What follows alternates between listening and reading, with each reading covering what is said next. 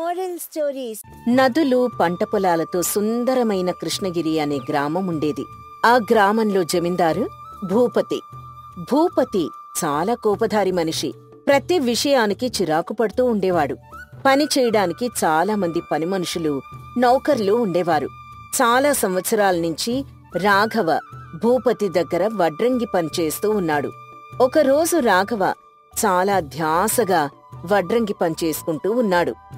ఏరా రాఘవా, ఉదయాన్నే కర్ర పని మొదలెట్టావా? ఇంత పని పిచ్చోడివా? అలా బయటికి వెళ్ళి ఏవైనా తిందాన్ రారా అంటూ నవ్వుతూ అడిగాడు. అరే, అదెలా కుదురుతుంది? ఈ పని చేయకపోతే ఆయన మళ్ళీ నాకు పనివ్వడు. రావడం కుదరదురా, నువ్వెళ్ళిరా. రే, ఆయన గురించి వదిలేయరా. నువ్వు ఆయన దగ్గర పనిచేసే కుక్కవి కాదు. ధైర్యం లేదా అని జమీందార్ మీద కోపంగా రాఘవతో చెప్పాడు. అలా అంటే ఎలారా? ఆయనే నాకు కూడు గుడ్డ ఇస్తున్నాడు. ఆయన పని నేను చేయకపోతే ఎలా? నాకన్నీ ఆ జమీందార్ గారి. సరే, నీ ఇష్టం వచ్చినట్టు చావు. చపాతీలు ఇక్కడికి తీసుకొస్తాను, తిని పని చేసుకో వెధవా అంటూ రాఘవ్ మీద కోపంగా వెళ్ళాడు. రాఘవకి ఒకే ఒక్క స్నేహితుడంటే చాలా ఇష్టం. అదే ఎలుక. రాఘవ పనిచేసే కర్రల్లో అదెప్పుడూ ఉంటుంది. అరేరే, చూస్తుంటే ఈ ఎలుక కడుపులో ఎలుకలు పరిగెడుతున్నట్టున్నాయి. ఇదిగో తిను, బాగా ఆకలితో ఉన్నట్టున్నావు. తిను అంటూ రాఘవ ఆ ఎలుకకి ఏదో ఒక తినుబండారం పెడుతూ ఉండేవాడు. ఆ విధంగా ఎలుక రాఘవల మధ్య స్నేహం ఏర్పడింది. రాఘవ ఇంట్లో పనిచేస్తూ ఉంటే ఎలుక కన్నం నుంచి రాఘవని చూస్తూ ఉండేది.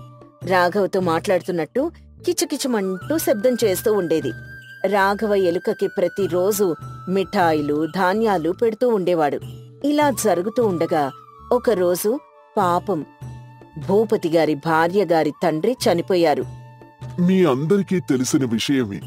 నిన్న మీ అమ్మగారి తండ్రి గారు మరణించారు అంటూ నౌకర్లకి, పనివాళ్ళకి చెప్పాడు. అందరూ భూపతి, రాజేశ్వరమ్మ దంపతుల వైపు చూస్తున్నారు. అవును, మా నాన్నగారి ఆత్మశాంతి కోసం నేను 3000 మందికి అన్నదానం చేస్తాను. ఆయనకి స్వర్గప్రాప్తి దక్కుతుందని నా నమ్మకం. అమ్మగారు చెప్పింది అర్థమైంది కదా. ఈ కార్యానికి కావలసిన ఏర్పాట్లన్నీ జాగ్రత్తగా చేయండి. ఎటువంటి పొరపాటు జరగడానికి వీల్లేదు అని భూపతి అందరికీ హుకుం జారీ చేశాడు. మీరు నిశ్చింతగా ఉండండి జమీందార్ గారు. ఆయన మాకు కూడా తండ్రి లాంటివాడే. నేనే దగ్గరుండి అన్ని ఏర్పాట్లు పూర్తయ్యేలా చూస్తాను. మీరు దిగులు పడకండి అంటూ పెద్ద నౌకరుగా పనిచేసే నారాయణ భార్యాభర్తలకి చెప్పాడు. చూడండి నారాయణ గారు, మా నాన్న ఆత్మకి శాంతి చేకూరాలి. దానికోసం ఎంత ఖర్చైనా పర్లేదు, దగ్గరుండి చూసుకోండి అని చెప్పిందావిడ. 3000 మందికి వంట కావాలంటే చాలా కట్టెలు కావాలి అనుకుని పెద్ద నౌకరు వెంటనే రాఘవ ఇంటికి వెళ్ళాడు. రే రాఘవా, ఒరే రాఘవా, ఇంకా నిద్రపోతున్నావా వెధవా? 2-3 రోజుల్లో అంత పెద్ద కార్యం ఉంది. ఏంటి, నీకసలు భయమే లేదా? అయ్యగారు క్షమించండి, రాత్రంతా పనిచేయడం వల్ల బడలిక వచ్చింది. కాస్త కునుకు తీశానంతే అంటూ అప్పటికప్పుడు భయపడుతూ నిద్రలేచాడు. తీస్తావు పనా పాట. 3000 మందికి వంట చేయాలంటే చాలా కట్టెలు కావాలి. త్వరగా వెళ్ళి కట్టెలు సిద్ధం చేయి. అర్థమైందా? బయలుదేరో. కాని అయ్యగారు, అది 3000 మంది అంటే చాలా కట్టెలు కావాల్సి ఉంటుంది. అన్ని కట్టెలు నేనొక్కడనే 2-3 రోజుల్లో ఎలా సిద్ధం చేయగలను అని చాలా అమాయకంగా అడిగాడు. ఎలా అని నన్ను అడుగుతావేంటి? అందరూ తీసుకొచ్చేలాగే నువ్వు కూడా తీసుకొనిరా. నాతో వాదిస్తూ సమయాన్ని వృధా చేయకుండా వెళ్ళి పంచోడు అంటూ ఏ మాత్రం జాలి లేకుండా చెప్పాడు. అది కాదు నారాయణ గారు, నేనొక్కడే అంత తక్కువ సమయంలో అన్ని కట్టేలంటే మీరే ఒకసారి ఆలోచించండి. అదంతా నాకు తెలియదురా. ఇది అమ్మగారి మాట. ఏదైనా తప్పు జరిగితే ఆమె కోపం చూడాల్సి వస్తుంది. తర్వాత నిన్నెవరూ కాపాడలేరు అని చెప్పి వెళ్ళిపోయాడు. రాఘవకి ఏం చేయాలో తోచక పనిలో పడ్డాడు. 3 రోజులు బాగా కష్టపడి కట్టెలు కొన్ని సిద్ధం చేశాడు. భగవంతుడా, అమ్మా, నా వల్ల కావడం లేదు. 3 రోజుల నుంచి రాత్రింబవళ్ళు నిద్ర మానేసి చేస్తూ ఉంటే ఈ మాత్రమే కట్టెలు సిద్ధమయ్యాయి. ప్రాణం పోవడం ఒక్కటే తక్కువలా ఉంది. నా శరీరం వాలిపోతోంది అంటూ రాజేశ్వరి గారి పెరట్లో కట్టెలు పెట్టి అలసటతో అక్కడే పడుకున్నాడు. తర్వాత రోజు రాజేశ్వరీదేవి అక్కడికొచ్చింది. రాఘవా, రే రాఘవా, ఉన్నావా చచ్చావా? పిలుస్తుంటే పలకవేన్రా? అమ్మగారు, అమ్మగారు, చెప్పండి చెప్పండి. కబురు పెట్టుంటే నేనే వచ్చేవాణ్ణి కదా, మీరెందుకు రావడం? అందరూ పనిచేసేవాళ్లే. ఒకరి మీద ఒకరు సాకులు చెప్తున్నారు. అవసరానికి ఒక్కరు కూడా దొరికి చావరు. నాకు చెప్పండి అమ్మగారు, ఏమైంది? ఏం చేయాలి? వెంటనే చేసేస్తాను. అయితే వెళ్ళి భోజనాలు తినే స్థలంలో గుమ్మడికాయ వేలాడిది. రేపెంత పెద్ద కార్యం ఉంది. ఎప్పుడు చేస్తావు ఈ పనంతా? అసలు నువ్వు కట్టెలన్నీ సిద్ధం చేశావా? అమ్మగారు, అది ఇంకా అన్ని సిద్ధం కాలేదండి. ఇంకా చాలా కట్టెలు కావాలి. నేనొక్కడినే అన్ని కట్టెలు కొట్టడం అంటే చాలా కష్టంగా ఉంది. నువ్వు కాక ఇంకెవరు చేస్తారు? అందరూ పనికి మాలినోళ్లే. ఇక నన్ను చేసుకోమంటావా పని? ఒళ్ళు దగ్గర పెట్టుకుని విను. మా నాన్నగారి పెద్ద కర్మలో ఏదైనా తేడా జరిగిందో అందర్నీ పని నుంచి పీకి పడేస్తాను, గుర్తుంచుకో అని చాలా కోపంగా చెప్పి వెళ్ళిపోయింది. రాఘవకి చెప్పుకోలేని దుఃఖం వచ్చింది. కొంచెం కూడా నా మీద జాలి లేదా? నా బాధ పట్టించుకునేవారే లేరా? నేను మనిషినా, యంత్రాన్నా? అంటూ ఆ మొద్దుల్ని చూశాడు. గొడ్డలతో నరుకుతూ కట్టెలన్నీ సమకూరుస్తున్నాడు. మధ్యాహ్నం దాకా కొట్టి కొట్టి కొట్టి అలుపొచ్చి అక్కడే కూర్చున్నాడు. భగవంతుడా, ఇంకా ఎన్ని ముద్దలు ఇప్పుడు పగలగొట్టాలి? ఎలా చెయ్యాలి? రేపే కార్యం. నేనేం చేయాలి? నువ్వేం ఆలోచించొద్దు, అస్సలు దిగులు పడొద్దు. నీ మొత్తం పని పూర్తవుతుంది. అస్సలు బాధపడద్దు. నేను పూర్తి చేస్తాను మిత్రమా అంటూ కొన్ని మాటలు వినిపించాయి. ఎవరది? ఎవరు? ఎక్కడా? అంటూ అటూ ఇటూ చూడగానే దూరంగా కట్టెల మధ్యలో ఎలుక కనిపించింది. ఆ ఎలుక రోజు రాఘవ ఇంటికి వచ్చే ఎలుకని అతనికి అర్థమైంది. నువ్వు రోజు వచ్చే ఎలుకవే కదా? నువ్వు మాట్లాడతావా? అంటూ చాలా ఆశ్చర్యంగా నమ్మలేనట్టు అడిగాడు. మాట్లాడతాను. మాట్లాడమే కాదు, అవసరమైతే నా ప్రాణ స్నేహితుడికి సాయం కూడా చేస్తాను అని ఎలుక చాలా ముద్దుగా చెప్పింది. ప్రాణ స్నేహితుడా? ఏంటి? నాకేం అర్థం కాలేదు. ఏం మాట్లాడుతున్నావు? ఎవరి గురించి మాట్లాడుతున్నావు?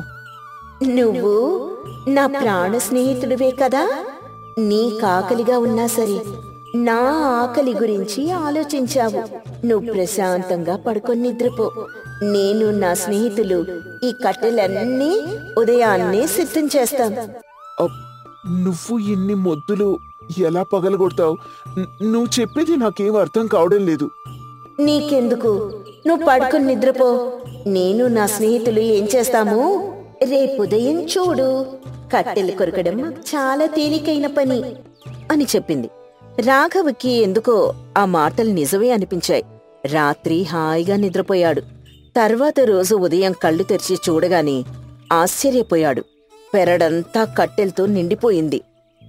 ఇది కళా? నిజమా? నేను నమ్మలేకపోతున్నాను.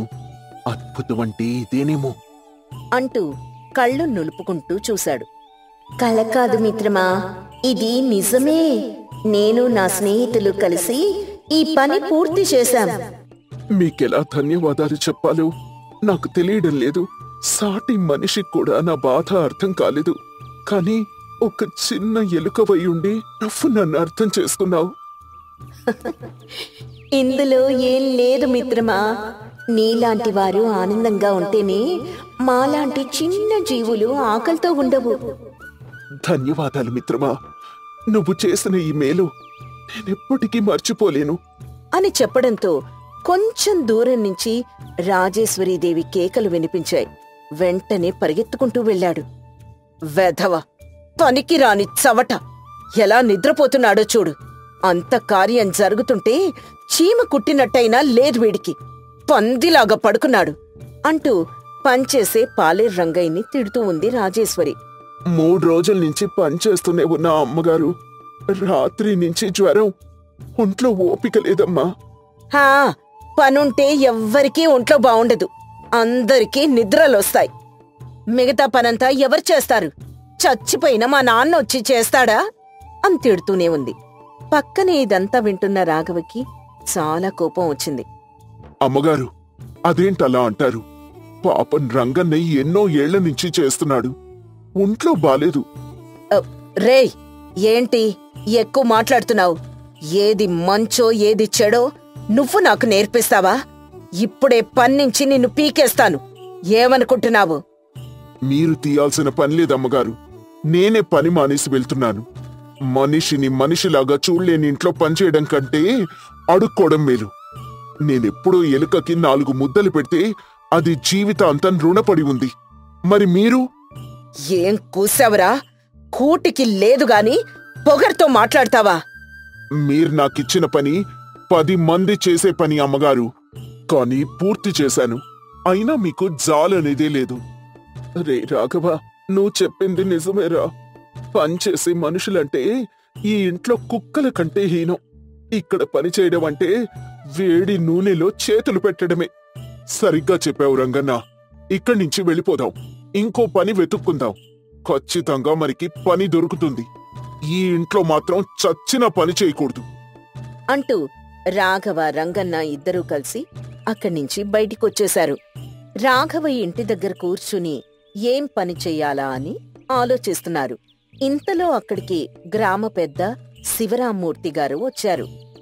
ఏం రాఘవా అనగానే ఇద్దరూ లేచి నిలబడ్డారు. అయ్యా, మీరు? అయ్యా, ఏం లేదయ్యా, జాతర వస్తుంది కదా. గణపతి బొమ్మ, శివుడి బొమ్మ అన్నీ చెయ్యాలి. చెక్కతో పనిచేయడం నీకొచ్చు, మట్టితో పనిచేయడం రంగన్నకొచ్చు. ఇద్దరూ కలిసి పనిచేయండి అంటూ పనిచేయడానికి 100 వరహాలిచ్చాడు. పనే తమని వెతుక్కుంటూ రావడంతో వెంటనే పని మొదలుపెట్టారు.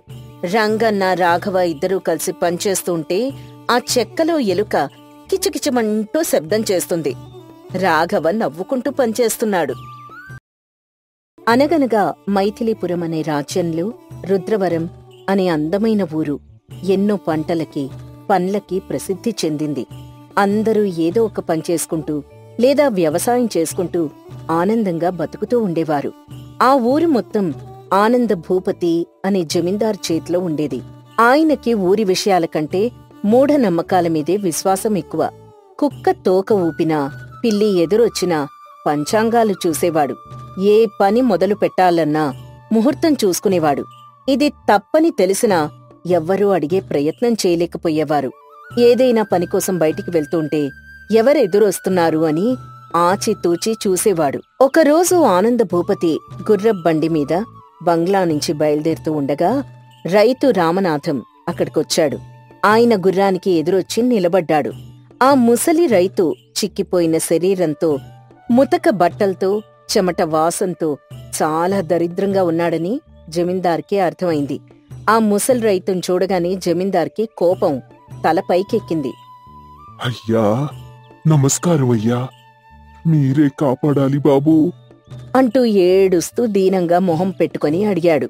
జమీందార్కి ముక్కు మీద ఉన్న కోపం నడి నెత్తిమీదకెక్కింది. హే, ఎవరు నువ్వు? శుభమా అని బయటికి వెళ్తుంటే ఎదురొచ్చావు. ఏం కావాలి? దరిద్ర మొహం వేసుకుని ఎదురొచ్చావు. జమీందారు బయటికి వెళ్తుంటే పక్కకి తప్పుకోవాలని తెలీదానికో అని చిరాగ్గా అడిగాడు. రామనాథం చిన్నబోకుండా ఈ విధంగా సమాధానమిచ్చాడు.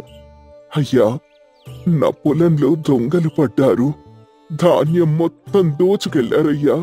నాకేం చేయాలో దిక్కు తోచడం లేదయ్యా.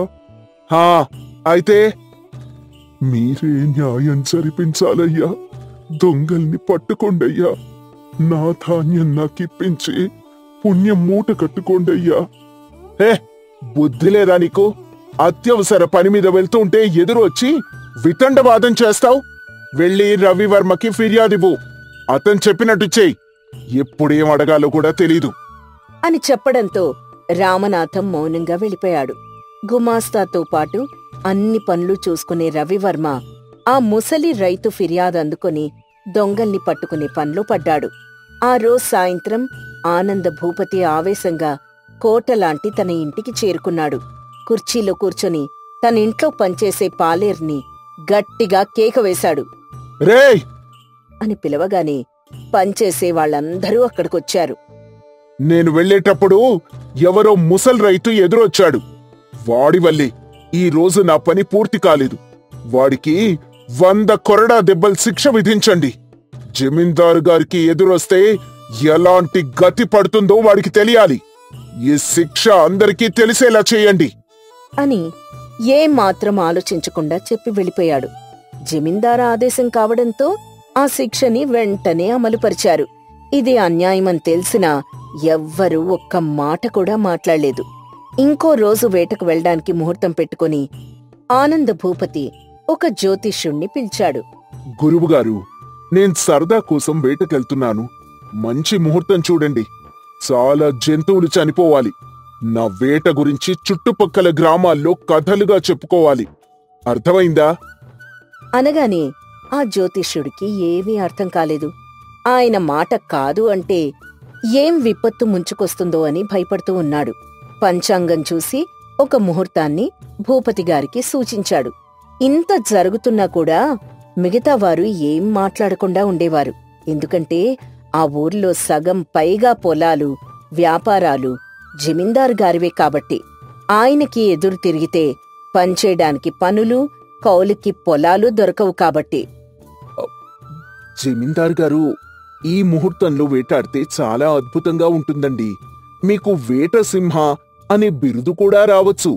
మీ గౌరవం చుట్టుపక్కల రాజ్యాలకు కూడా విస్తరిస్తుంది అంటూ జ్యోతిష్యుడు జమీందార్ చేసే పనికి వంతపాడాడు. జమీందార్కిలా చెప్పడంతో ఆనంద భూపతి సంతోషంగా ఆ ముహూర్తంలోనే అడవికి వెళ్లాడు. అక్కడ ఒక్క జంతువు కూడా ఆ జమీందార్కి తారసపడలేదు. అడవంతా తిరిగి తిరిగి తిరిగి ఆయనకి ఆయాసం వచ్చింది. దాంతో జమీందార్కి చాలా కోపం వచ్చింది.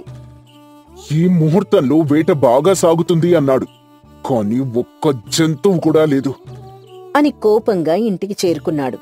ముక్కు మీద కోపం ఉండే జమీందార్ వెంటనే ఒక నిర్ణయం తీసుకున్నాడు. ఆ జ్యోతిష్యుణ్ణి సంవత్సరం పాటు చెరసాలలో బంధించండి అని విచారణ లేకుండా శిక్ష వేశాడు. ఇది ఆ నోట ఈ నోట ఊరంతా పాకింది. జమీందార్ బయటికి వెళ్తుంటే అందరూ ఇళ్లల్లోకి వెళ్ళిపోయేవారు. ఏదైనా సమస్య చెప్పుకుందామని కూడా ప్రజలు అటు పక్కకు కూడా వచ్చేవారు కాదు. ఇదంతా గుమాస్తా రవివర్మ చూస్తున్నాడు. ఇది గ్రామానికి మంచిది కాదు అని రవివర్మకి అర్థమైంది. జమీందారు గారికి చెడ్డ పేరొస్తుందని గ్రహించాడు. ఇదిలాగే కొనసాగితే ప్రజల్లో వ్యతిరేకత మొదలవుతుంది. ఇది ఊరికి మంచిది కాదు. ఇప్పుడు ఏం చెయ్యాలి అని ఆలోచించి వెంటనే ఒక నిర్ణయం తీసుకున్నాడు. ఉదయాన్నే జమీందారు గారు లెక్కలు చూసుకుంటూ ఉన్నారు. గుమాస్తా రవివర్మ ఆనంద భూపతి దగ్గరకొచ్చాడు. హా రవివర్మ, ఏంటి పొద్దున్నే వచ్చావు? మీతో ఒక విషయం చెప్పాలండి. చెరుకు తోటకి ఎరువులు వేశావా? హా వేశానండి. ఏంటి ఏదో చెప్పాలనొచ్చానన్నావు, ఏంటది?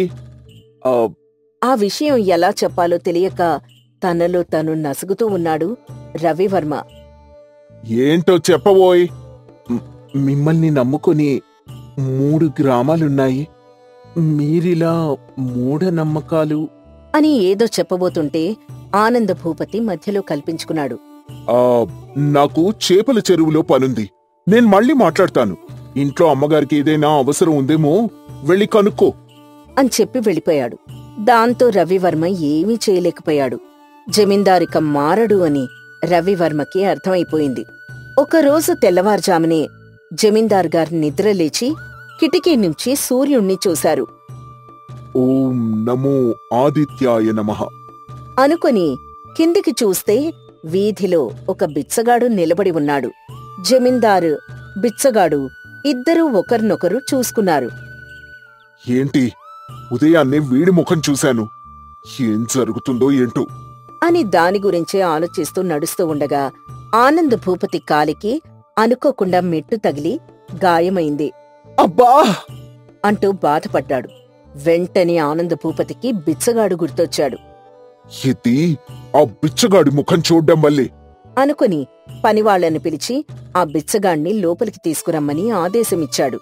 వెంటనే పాలేర్లందరూ కలిసి ఆ బిచ్చగాణ్ణి వెతికి మరీ రచ్చబండ దగ్గరికి తీసుకెళ్లారు.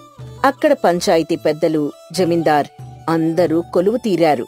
బిచ్చగాడికి ఏమీ అర్థం కాక భయంతో ఉన్నాడు. ఉదయాన్నే వీడి ముఖం చూడ్డం వల్లే నా కాలికి గాయమైంది. అందుకే వీడికి ఉరిశిక్ష వేస్తున్నాను అని అందరి ముందు ఆవేశంగా ప్రకటించాడు. ఆ మాట వినగానే అందరూ ఒక్కసారిగా ఆశ్చర్యపోయారు. కాని ఎవ్వరూ ఏమీ మాట్లాడలేదు. రవివర్మ కూడా ఏం మాట్లాడలేక మౌనంగా ఉండిపోయాడు. అయ్యా, మీ గాయానికి నేను కారణం ఎలా అయ్యాను? అందుకు శిక్ష అనుభవిస్తాను. కాని నాదొక సందేహం తీర్చగలరా అని బిచ్చగాడు చాలా అమాయకంగా అడిగాడు. బిచ్చగాడు అలా అడగడంతో పంచాయతీ పెద్దలందరూ ఆ బిచ్చగాడు మాట్లాడ్డానికి అంగీకరించారు. ఇంకేం చేస్తావు? ఉదయాన్నే నన్ను గాయపరిచింది చాల్దా? మళ్ళీ ఇక్కడ ఏం మాట్లాడతావు అంటూ చాలా ఆవేశంగా అడిగాడు. దానికి బిచ్చగాడు నవ్వుతూ, నా ముఖం చూడగానే మీకు గాయమైంది, ఉరిశిక్ష వేస్తున్నారు. బాగానే ఉంది. నేను కూడా ఉదయాన్నే మీ ముఖమే చూశాను. ఇప్పుడు చావబోతున్నాను. మరి మీ ముఖం కూడా అపశకునమేనా అని అడిగాడు. ఆ మాటలకి పంచాయతీలో ఉండేవాళ్లందరూ ఆశ్చర్యపోయారు. జమీందారు కూడా అలాగే ఉండిపోయాడు. ఆ మాటలెందుకో ఆయనకి చెంపదెబ్బలా తాకాయి. తాను చేసిన తప్పులన్నీ ఆయన కళ్ల ముందే తిరిగాయి. ఆనంద భూపతి కాసేపు ఆలోచించి బిచ్చగాడికి ఉరిశిక్షని రద్దు చేశాడు. తన అజ్ఞానానికి తనే సిగ్గుపడి ఇంతకు ముందు శిక్షలు వేసిన వారందరికీ క్షమాపణలు చెప్పాడు. అప్పట్నుంచి మూఢనమ్మకాల మీద కాకుండా ఊరి మీద దృష్టి పెట్టడం మొదలుపెట్టాడు. జమీందారులో వచ్చిన మార్పు చూసి ఊరి ప్రజలందరూ చాలా సంతోషపడ్డారు. మీకే సమస్య వచ్చినా భయపడకుండా రండి. మాట్లాడి మన ఊరి సమస్యలు మనం పరిష్కరించుకుందాం అని అందరితో వినయంగా మాట్లాడేవాడు. తను చేయలేంది ఒక బిచ్చగాడు చేశాడని రవివర్మ సంతోషించి ఆ బిచ్చగాణ్ణి వెతుక్కుంటూ వెళ్ళాడు. ఊరికి చివర మర్రి చెట్టు కింద పడుకుని ఉన్నాడు ఆ బిచ్చగాడు. గుమాస్తా పరిగెత్తుకుంటూ బిచ్చగాడి దగ్గరికి వెళ్ళాడు.